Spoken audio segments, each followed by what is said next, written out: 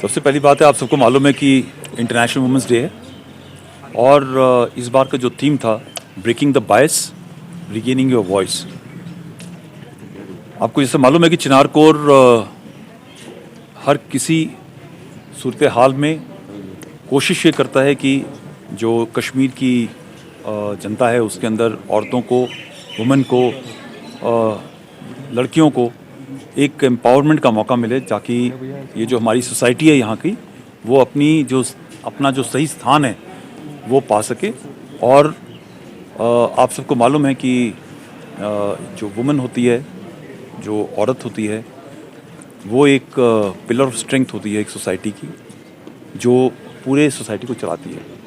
ये कुछ डिकेड से जो रोल यहाँ पे एक प्री एमिनेंट रोल था कश्मीरी औरतों का, वो पीछे चला गया है और हम ये कोशिश कर रहे हैं कि किसी न किसी तरह से उनको एम्पावर करके आगे ले जाए।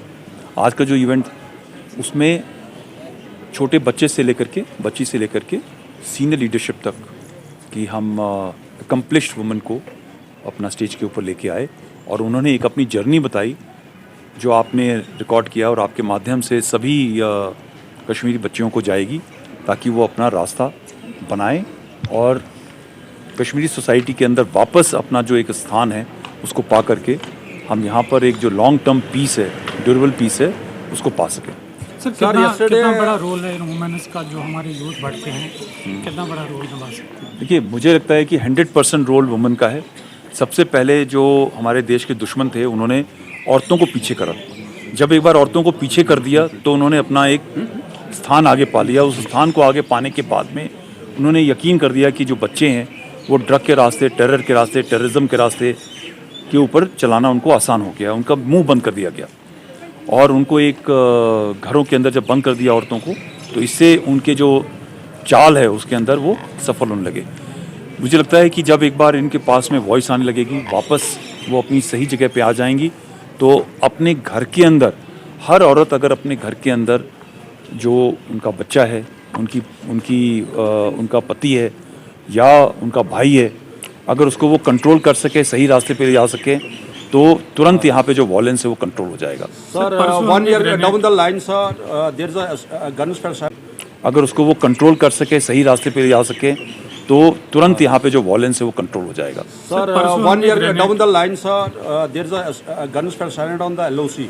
So how do you, sir, take this position there on the LOC? No, position on LOC is absolutely good. It's absolutely fine. People are enjoying their daily routine.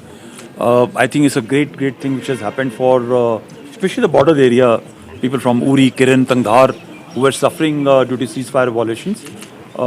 As you're well aware, that our enemy across used to deliberately target those buildings, houses, schools, their farms, and they used to suffer casualties and damages to the property. Sir, this 1 year has been a good time for them, wherein children have been able to go to schools, that people have been able to go to their respective businesses, to farms, and there's a progress which has come down right to the border area, and I think life is much better for people there. On 16th of this month, so there's a grenade was lobbed there at the Hari Singh High Street.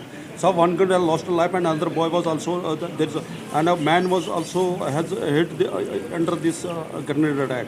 Sir, how do you take this? Well, please understand that having realized that they are not able to do major difference into the security parameters, the people who are propagating the nexus, who are trying to push terrorism in Kashmir, is using so-called hybrid terrorists, young men, to lob grenades, especially in the areas where it is populated.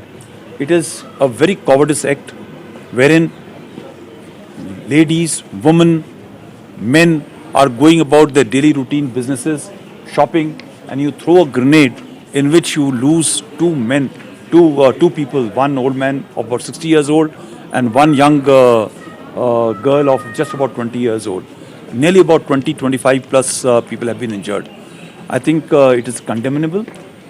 It is time that the society gets up and asks the people who are driving this agenda, the nexus, that why is it being perpetuated on the society. It is only possible to control such grenade lobbing incidents or such mindless killing